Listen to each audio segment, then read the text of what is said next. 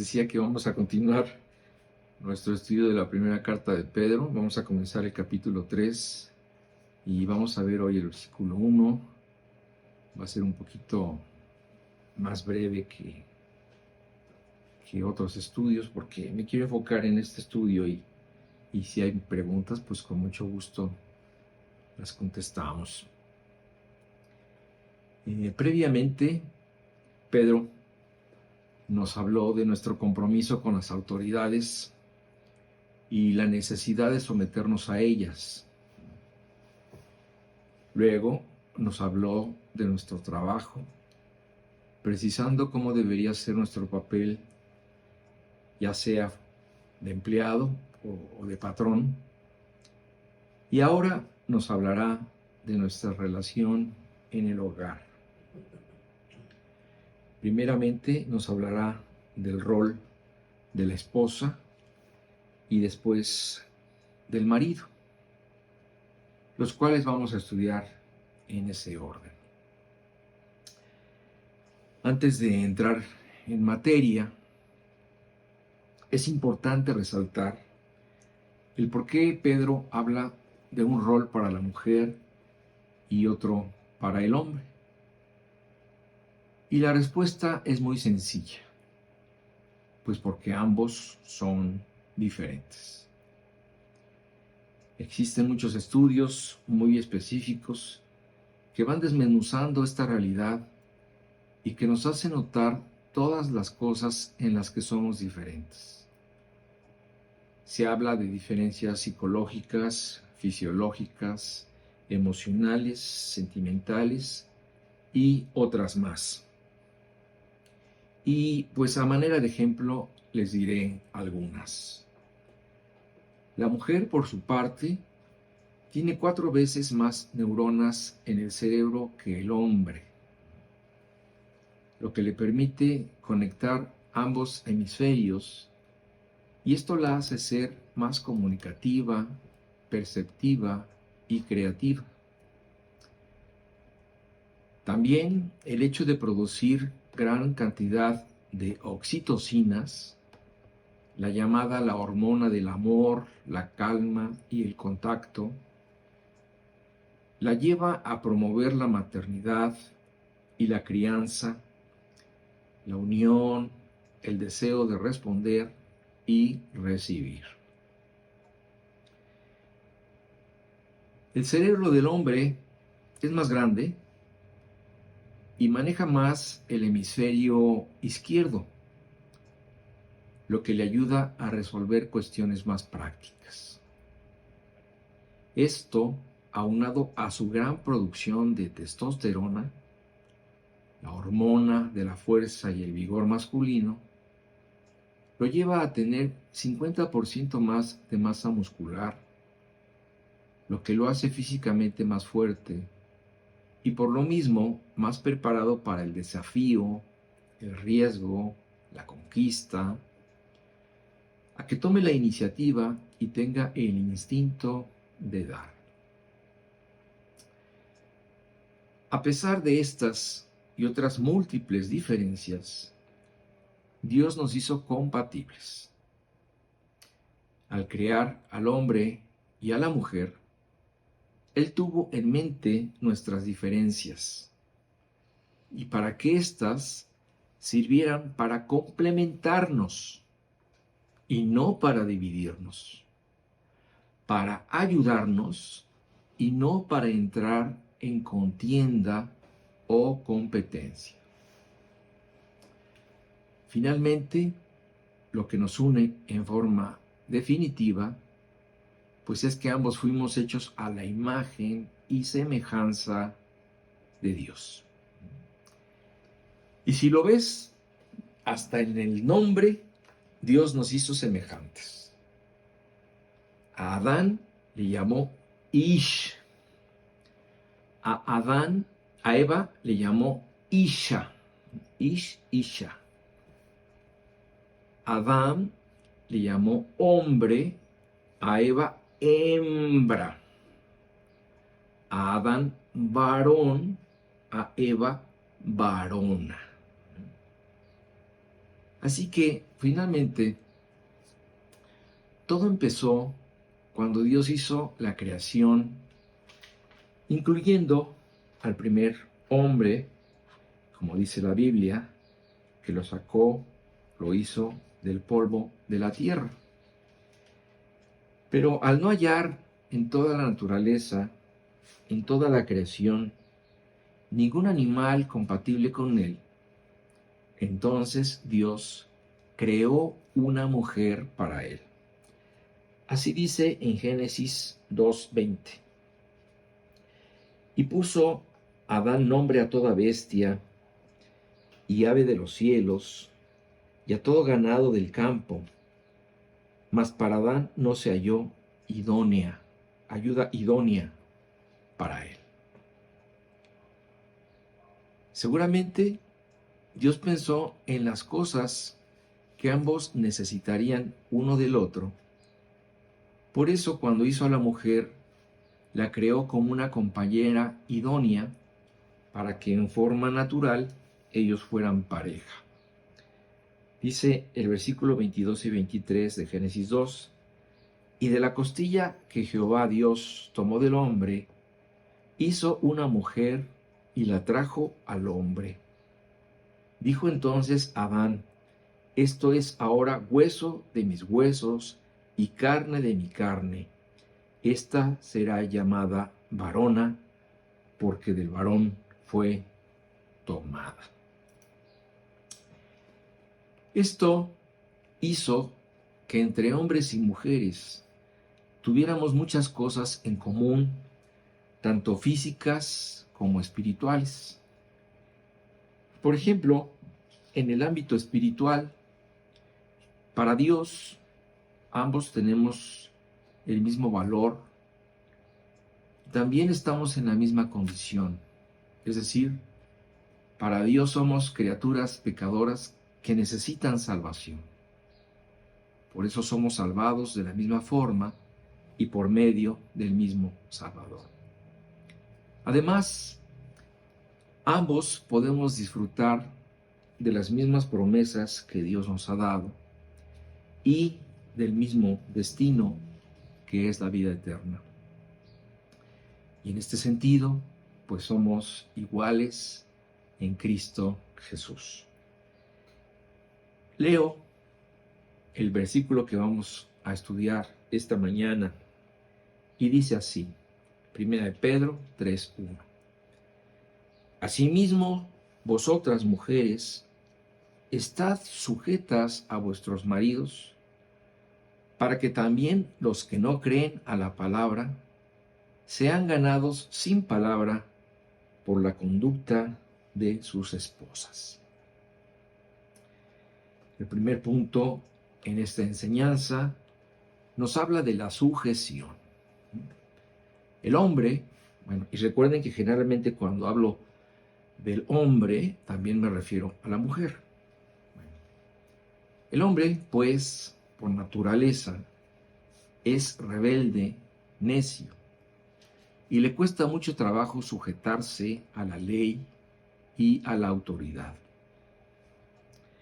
Por esta razón, vemos a los niños queriendo agarrar el juguete del otro, lo vemos tratando de tomar las cosas que están en la mesa, intentando imponer sus deseos a gritos y berrinches, con una tendencia a no obedecer a sus padres, etc. Demostrando de esta forma la necedad y la rebeldía natos de su corazón. Si llevas esto a la adultez, ¿verdad? Esta forma de ser se puede traducir en el deseo desmedido por el dinero, por la mujer ajena, de querer obtener las cosas por la fuerza o fuera de la ley, a no respetar las cosas prohibidas, ni sujetarse a la autoridad. Por eso, entre paréntesis, les diré que nunca sobra una intervención a tiempo para corregir precisamente la rebeldía y la necedad del niño que le son naturales. Dice así en Proverbios 22:15: la necedad está ligada en el corazón del muchacho. O sea, está ligada, ya viene con esta necedad en el corazón. Dice, mas la vara de la corrección la alejará de él. Esta resistencia a someterse a la autoridad, pues es un problema añejo. Lo vemos en el Edén, donde la primera mujer fue desafiada cuando se le dijo que tenía derecho a decidir y no someterse a nadie, incluyendo a Dios. Dice en Génesis 3:1 lo siguiente: pero la serpiente, ¿verdad? Esto está hablando de Satanás, pero Satanás era astuto más que todos los animales del campo que Jehová Dios había hecho, la cual dijo a la mujer, con que Dios os ha dicho, no comáis de todo árbol del huerto. Entonces, él puso en duda las palabras que Dios le había dicho a Eva. Y no olvidemos que quien sembró este pensamiento en ella fue Satanás, el enemigo de todos. Y lo que hizo fue precisamente para confundir y distorsionar lo que Dios le había dicho, que en realidad venía a ser lo mejor para ella. Como siempre, Satanás apeló a su orgullo, haciéndola perder de vista el plan que Dios tenía para ella, que era precisamente obedecer. Y este nuevo plan de Satanás se le presentó a ella como algo bueno, desechando lo que Dios había dicho y presentándolo como algo malo y humillante, como un atentado en contra de su inteligencia, a su iniciativa, a su independencia y a su libertad. Literalmente, Satanás le lanzó una bomba que la tambaleó, la hizo dudar y finalmente la hizo caer. Hoy en día, Satanás ha vuelto a atacar. El señuelo no es una manzana, es un pañuelo verde. Pero en el fondo, el mensaje es el mismo. Sé independiente, que nadie te diga lo que debes hacer. Tú eres la dueña de tu vida, de tu cuerpo y de tus decisiones. No te sujetes a nadie. Empodérate. En contraste a toda esta verborrea, Dios le dice a la mujer cristiana: ustedes, mujeres, estén sujetas a su marido. Y este mandato es también una bomba. Y tal vez pueda resultar incómodo para algunas mujeres, y más para las que en mayor o menor medida han permitido dejarse influir por las tendencias psicológicas e ideológicas que están en boga.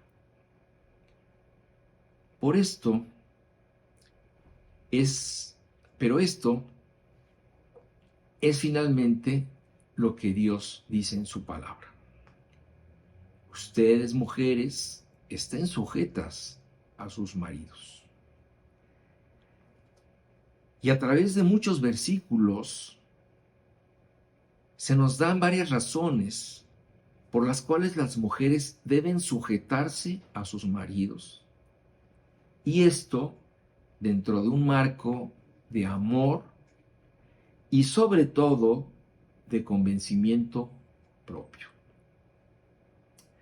Nosotros en este estudio nos concentraremos en la razón que le da Pedro a las mujeres en esta carta para que sean sujetas. Les dice, ustedes mujeres estén sujetas a sus maridos, para que los que no creen a la palabra sean ganados sin palabra por la conducta de sus esposas. Pedro está planteando un caso particular que podía suceder entonces y que puede suceder también en la actualidad. Que la gente se case y después de esto, alguno de los cónyuges se convierta primero. Pero podríamos decir que en este cuadro también encaja un marido que ha perdido la fe y la confianza en Dios. Aunque también se puede dar el caso que alguno de los dos se haya casado en yugo desigual. Esto es, que se hayan casado con un incrédulo. Algo que Pablo obviamente no recomienda por todos los problemas inherentes que van a surgir de esta relación de desigualdad o de diferencias en sus creencias. Esto lo dice en 2 Corintios 6:14, donde dice, no os unáis en yugo desigual con los incrédulos, porque qué compañerismo tiene la justicia con la injusticia, y qué comunión la luz con las tinieblas. Cualquiera que sea el caso, en esta carta, la exhortación del apóstol Pedro va dirigida específicamente a la mujer cristiana que está casada con un marido inconverso, un escéptico que no logra entender el mensaje o no lo quiere aceptar. Entonces Pedro le está dando a esta hipotética mujer la estrategia que debe seguir si es que realmente quiere ganar a su marido para Cristo. Entonces, básicamente, exhorta a la esposa a que su conducta sea la que empiece a hablar. Que el trato hacia su marido lo convenza de que ella realmente ha creído en un Dios que efectivamente está cambiando su vida. Y si te das cuenta, esto de ganar a alguien sin palabras y convencer a aquellos que no creen por medio de una conducta correcta, realmente es algo sublime.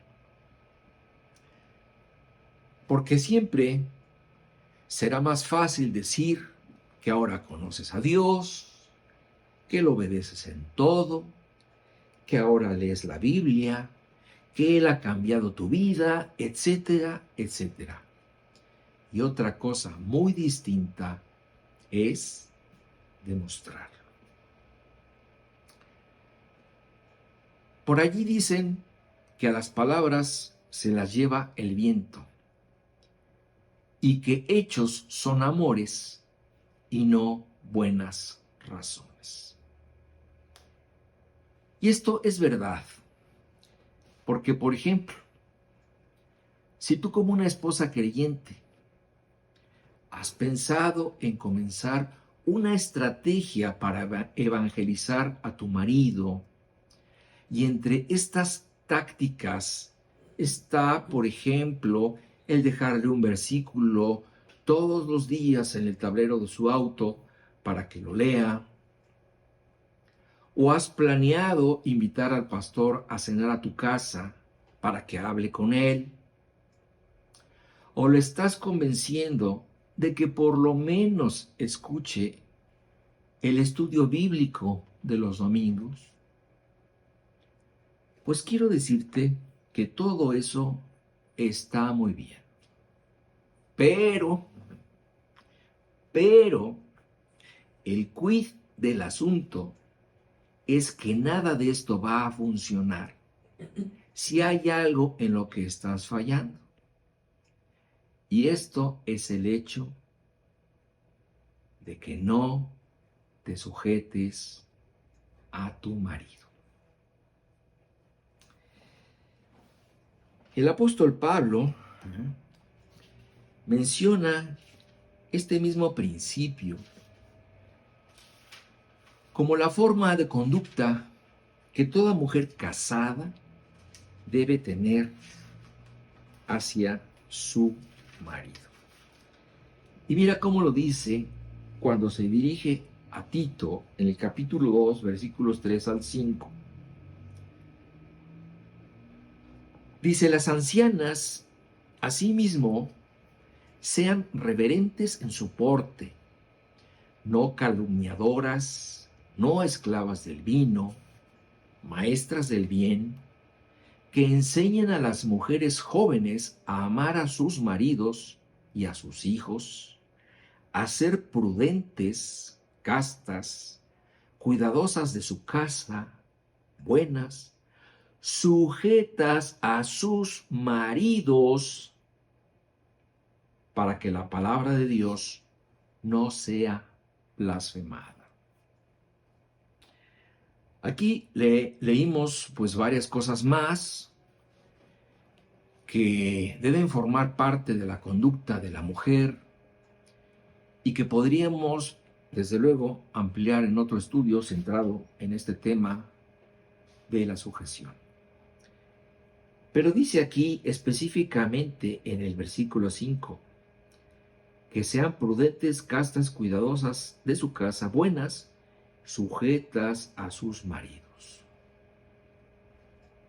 Entre todas estas cosas que leí, Pablo precisamente coincide con la enseñanza de Pedro de que las mujeres estén sujetas a sus maridos.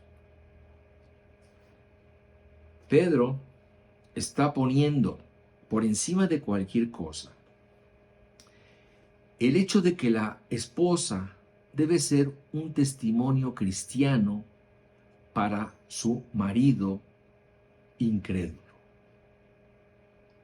Sabiendo, desde luego, que además pues el alcance de su conversión comenzará precisamente en su matrimonio, pero que se extenderá a los demás porque la gente observa y critica.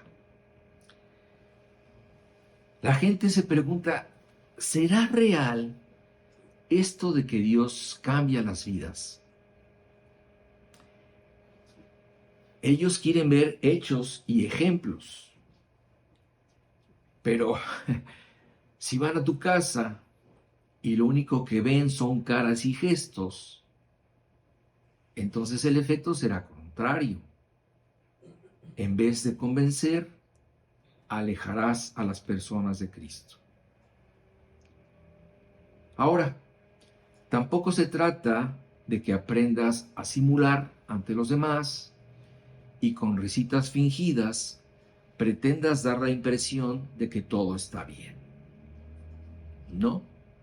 Se trata de que en verdad vayas al fondo en tu relación y aprendas lo que es la sujeción. Porque, pues si tú lo piensas, ¿verdad?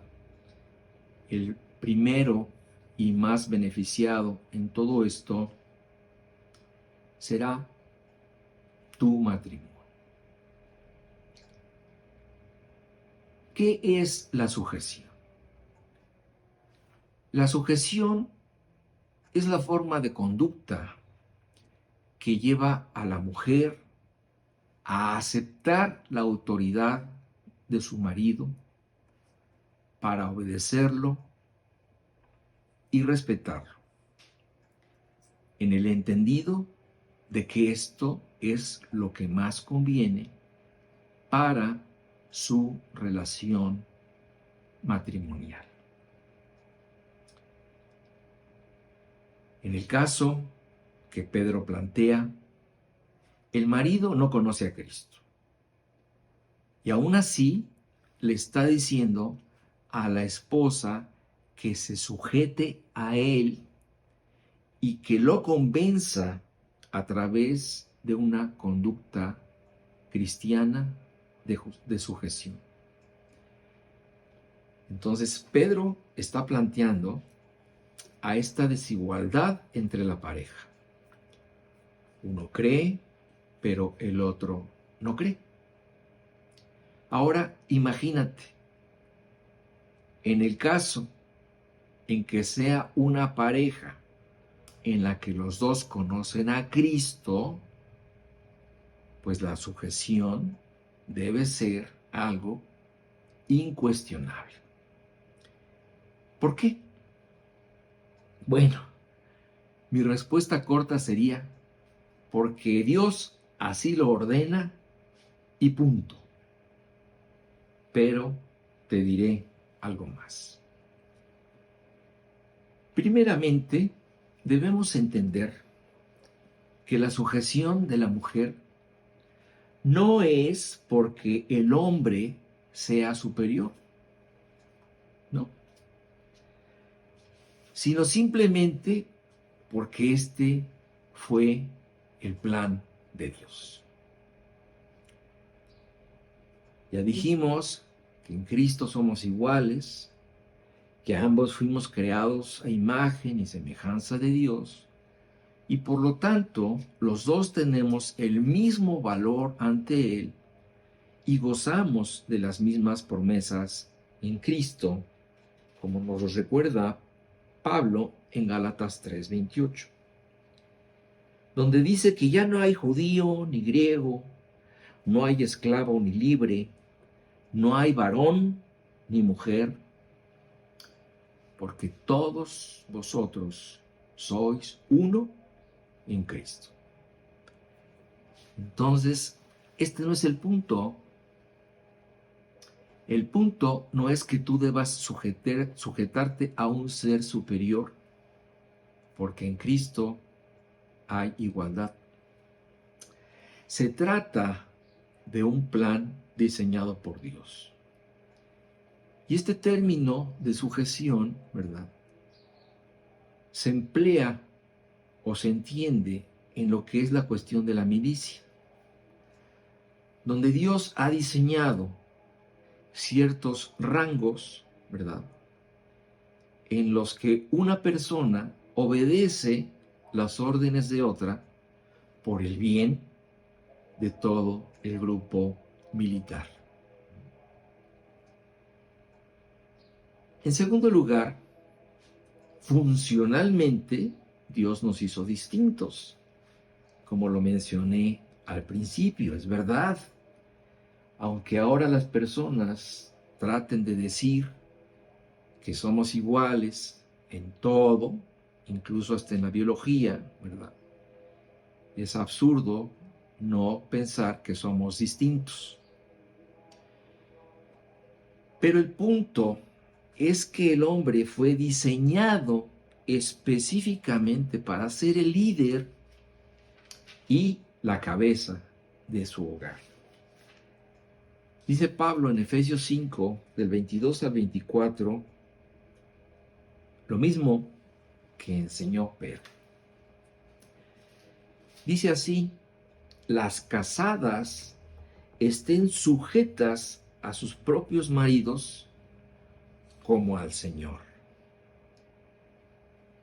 Porque el marido es cabeza de la mujer, así como Cristo es cabeza de la iglesia, la cual es su cuerpo, y Él es su Salvador. Así que, como la iglesia está sujeta a Cristo, así también las casadas lo estén a sus maridos en todo. Entonces aquí vemos un ejemplo que está usando Pablo, donde nos dice, bueno, el hombre tiene una cabeza que es Cristo y la mujer tiene una cabeza que es su marido. Y este es el diseño que Dios planeó para que las cosas funcionaran tanto en la iglesia como en el matrimonio. Entonces, estamos hablando no de una superioridad, sino de un plan que Dios diseñó, y en este plan Dios le dio ciertas cualidades al hombre y le dio ciertas cualidades a la mujer para que juntos llevaran a cabo el plan diseñado por Dios. Y pues como les decía, esta verdad no hace menos a la mujer. Simplemente Dios explica que cada uno tiene su rol y cada uno debe desempeñarlo de la mejor manera posible para que así cada uno pueda encontrar su felicidad y satisfacción y para que su matrimonio tenga más probabilidades de éxito. En tercer lugar, la mujer fue hecha para hacer la ayuda, la mejor ayuda posible y el complemento perfecto que el hombre pudiera tener en todos los sentidos. O sea, primero fue hecho el hombre y después fue hecha la mujer para hacer el mejor complemento, el complemento perfecto del hombre.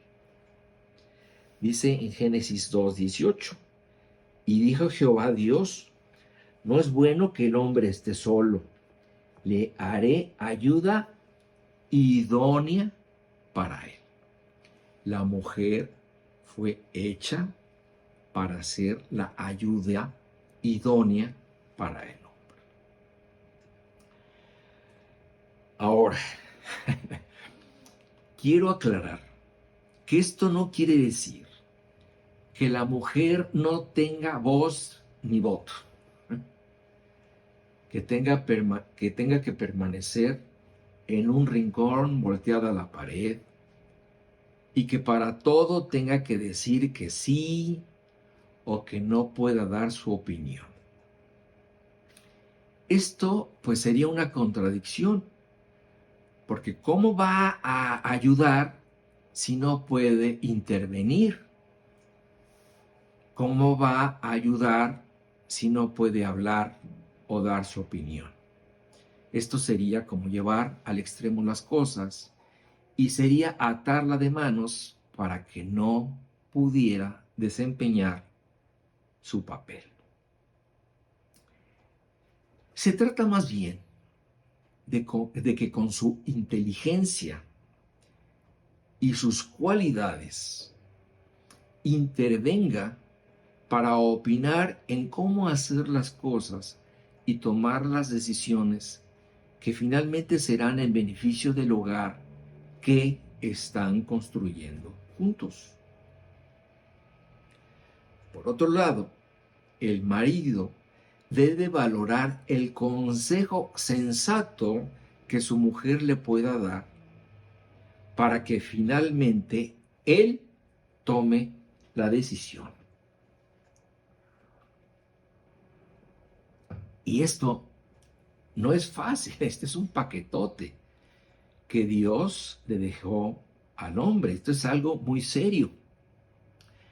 Pero él lo debe hacer porque Dios le dio el lugar de ser la cabeza del hogar. Él es el responsable ante Dios de las decisiones que se tomen. Un ejemplo de esto lo vemos cuando después de la caída, a quien Dios le pidió una explicación primero fue a Adán. Leemos en Génesis 3, del 8 al 11. Y oyeron la voz de Jehová Dios que se paseaba en el huerto al aire del día. Y el hombre y su mujer se escondieron de la presencia de Jehová Dios entre los árboles del huerto. Mas Jehová Dios llamó al hombre y le dijo: ¿Dónde estás tú? Y él respondió: Oí tu voz en el huerto y tuve miedo porque estaba desnudo y me escondí. Y Dios le dijo: ¿Quién te enseñó que estabas desnudo? ¿Has comido del árbol que yo te mandé no comieses? En este caso concreto del que nos habla Pedro, al mencionar a un marido que no cree a la palabra, así dice, ¿verdad?, nos está hablando de un incrédulo. Y en cualquiera de los casos que se puedan presentar, siempre habrá dos alternativas por parte de la esposa: la pelea o la sujeción. Si tú lo entiendes de la forma como lo está expresando Pedro, la sujeción es un arma poderosa que Dios está poniendo en las manos de la mujer.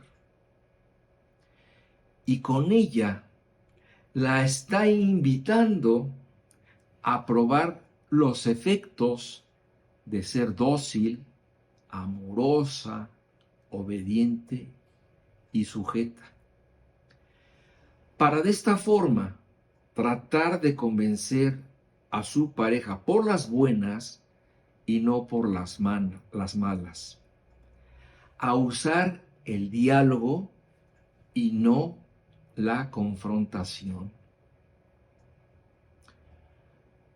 O de otra forma, poder seguir usando la otra arma que siempre ha usado y que poco le ha funcionado: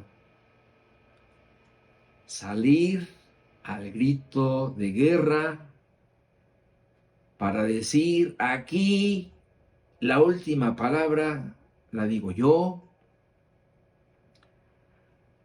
a preferir perder mi relación que perder una batalla, a preferir perder mi comunión que perder una pelea o un argumento. Y claro, a la larga, la suma de estas peleas, argumentos y batallas ganadas, entre comillas, lo único que lograrán serán que poco a poco irán desgastando su relación matrimonial. A veces será tanto el desgaste que con el tiempo terminarán divorciadas, separadas o por lo menos bastante alejadas de su marido.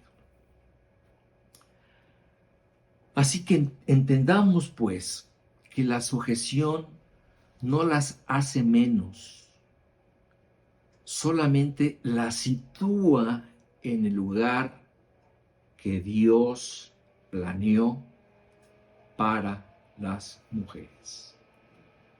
Además, deben entender que la sujeción las hace felices porque sus cualidades y virtudes les fueron dadas para complementar, ayudar y apoyar a su marido, lo cual las llevará a su realización como esposas y madres.